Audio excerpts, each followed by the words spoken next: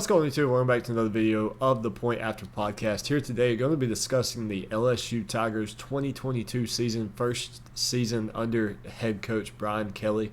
The LSU Tigers went 6-7 in 2021, so definitely looking for to make this a bounce back year.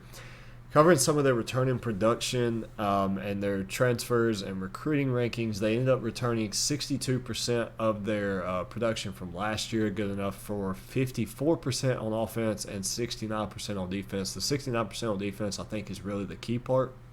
The 54% on offense, that's where you're going to struggle just a little bit. Most of that goes back to the offensive line.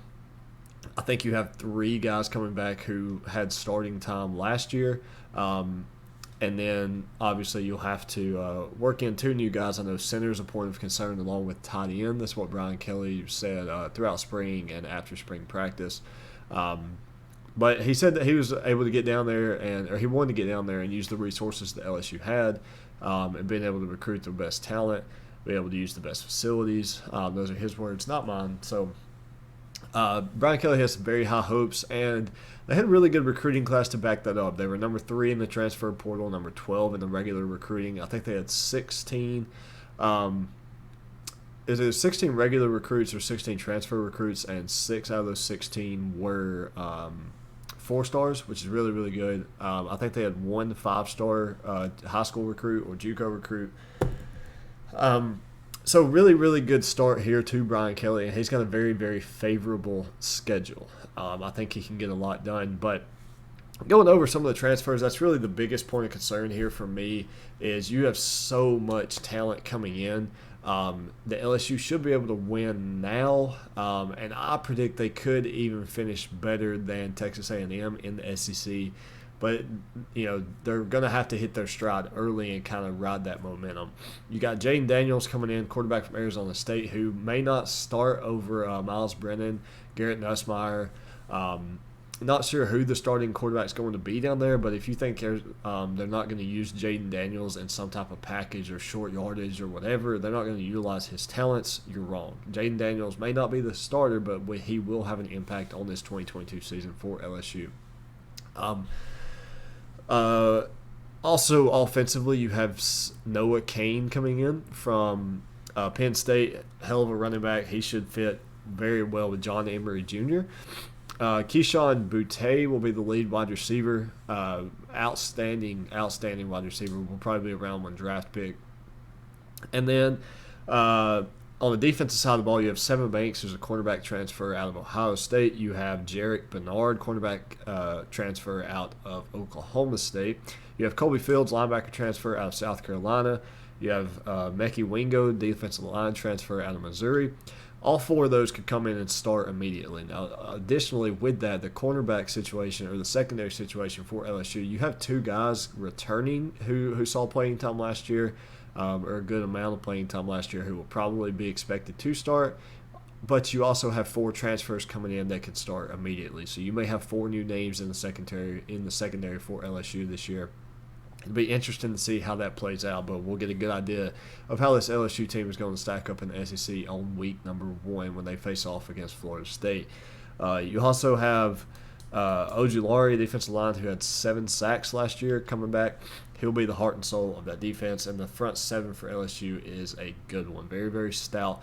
Lots of promise there for LSU. As we go ahead and look at their schedule just a little bit, you open up with Florida State, then you play Southern and Mississippi State back-to-back, New Mexico the week after that, before traveling to Auburn. I think Auburn will end up being their first loss of the year, so I think that'll be the battle of 2 4-0 teams.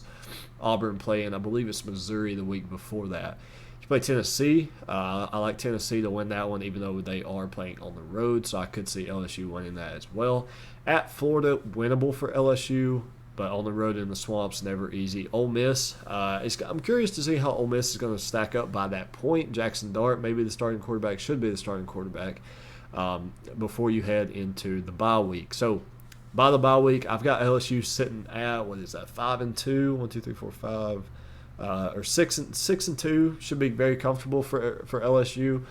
A loss against Alabama after the bye week At Arkansas, again, won't be easy, so that could put you at 6-4.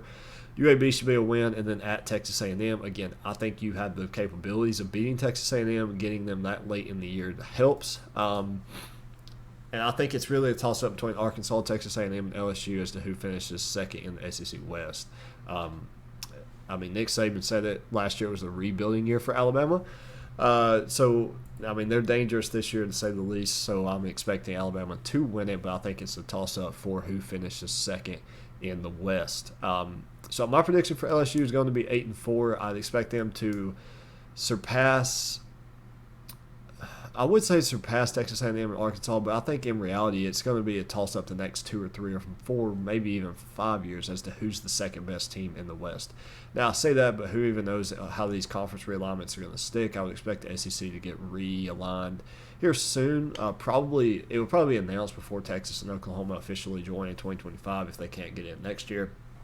So it's going to be curious to see how things play out in the SEC. But for 2022, I like LSU going 8-4. I'll pull up their schedule just real quick. So I have it. I got a win over Florida State, Mississippi State, Southern New Mexico, and UAB. Obviously, I got a win over